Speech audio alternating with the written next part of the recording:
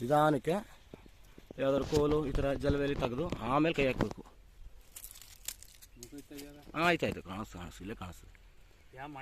ಮಂಡಲದ ಹಾವು, ಮಂಡಲದ ಹಾವು ಅಂತ ಕರಿತೀವಿ ಇದನ್ನು. ಹಾಂ, ಡ್ರಿಪ್ ಪೈಪು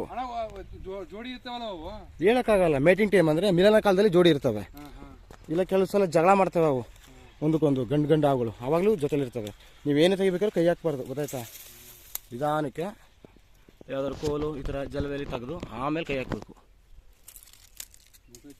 ಆಯ್ತಾಯ್ತು, ಕಾಣಿಸ್ತು ಇಲ್ಲೇ ಕಾಣಿಸ್ತದೆ. ಮಂಡಲದ ಹಾವು, ಮಂಡಲದ ಹಾವು ಅಂತ ಕರಿತೀವಿ ಇದನ್ನು. ಇದೊಂದು ವಿಷಕಾರಿ ಹಾವು ಅಲ್ಲ, ಕಚ್ಚಿದಾಗ ಹಂಗ ಕೊಳಿತದಲ್ಲ, ಆ ಕಡೆಗೆ ಕೊಳಕು ಮಂಡಲ ಅಂತ ಹೆಸರು. ಅದಕ್ಕೆ ಮಂಡಲದ ಹಾವು ಅಂತಲೇ ಕರೆಯೋದು ಇದನ್ನು. ನಿಮ್ಮಲ್ಲಿ ಸಣ್ಣ ಪುಟ್ಟ ಸಸ್ಯಗಳಾಗ್ತಿರಲ್ಲ, ಸಸ್ಯಗಳನ್ನು ಮಲ ತಿಂತದೆ, ಮಲ್ಲು ಮರಿ. ಅದನ್ನು ಹತೋಟಿಲಿಡೋ ಕೆಲಸ ಮಾಡ್ತೇವೆ. ಅಷ್ಟು ದೊಡ್ಡ ದೊಡ್ಡ ಜೀವಿಗಳನ್ನ ಬೇರೆ ಹಾವುಗಳು ತಿನ್ಲಿಕ್ಕಾಗಲ್ಲ, ಇವುಗಳು ತಿಂತವೆ ಅದನ್ನು. ಹೌದೌದು, ದೊಡ್ಡ ದೊಡ್ಡ ಜಮೀನು ಇರಬೇಕು ಹಾವುಗಳು. ಇದ್ದಷ್ಟು ನಿಮಗೆ ಅನುಕೂಲ. ಆದರೆ ನಾವು ತಿರುಗಾಡ್ಬೇಕಾದ್ರೆ ನೋಡ್ಕೊಂಡು ತಿರುಗಾಡ್ಬೇಕಷ್ಟೆ. ಅದು ಈ ನಾಗರಾವ್ ಆದರೆ ಸರಿ. ಹಾವುಗಳು ಒಂದೇ ಅಲ್ವಾ ಹಾವು ಅಂದರೆ? ಕೊಳತು ಸುತ್ತೈತೆ ಅಲ್ಲ, ಇದಕ್ಕೆ ಚಿಕಿತ್ಸೆ ಉಂಟು ನಮ್ಮಲ್ಲಿ. ನಮ್ಮ ಹುಡುಗನ ಬಾಬುನಿಗೆ ಬಚ್ಚಿಬಿಟ್ಟು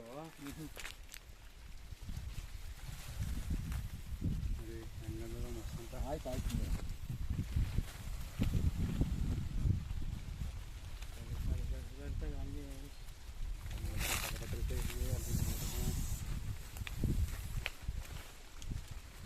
ಏಟಾಗಿದ್ದ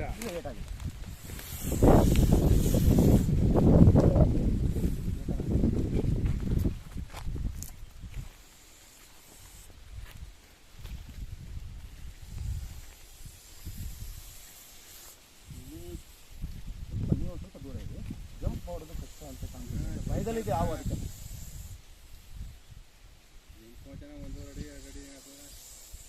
3 ಅಡಿವರೆಗೂ ನಗೀತದೆ. ಹೋಗ್ಕೊಂಡು ಆಗ್ತಿದ್ದ ಅಂತ ಹತ್ರ ಬಾ. ನೀನು ಅಷ್ಟು ನೀನು ನಿಂತ್ಕೊಳ್ಳಲ್ಲ, ಅವ್ರು ಇಟ್ಕೊಂಡು ನೀನು ಹೋಯ್ತು.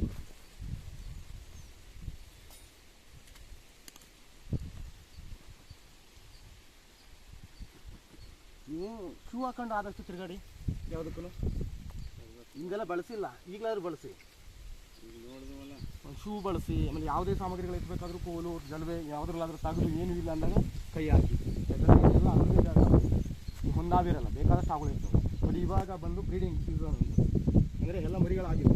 ಆಲ್ಮೋಸ್ಟು ನಾಗರಾವು, ಮಂಡಲರಾವು ಮರಿಗಳಿರ್ತವೆ. ನೀವು ಇಡುವಂಥ ಇಂಥ ಜಾಗದಲ್ಲೆಲ್ಲ ಬಂದು ಸೇರ್ಕೊಂತವೆ. ಅಷ್ಟು ಕೇರ್ಫುಲ್ಲಾಗಿ ಮಾಡಿ ಅಷ್ಟೇ.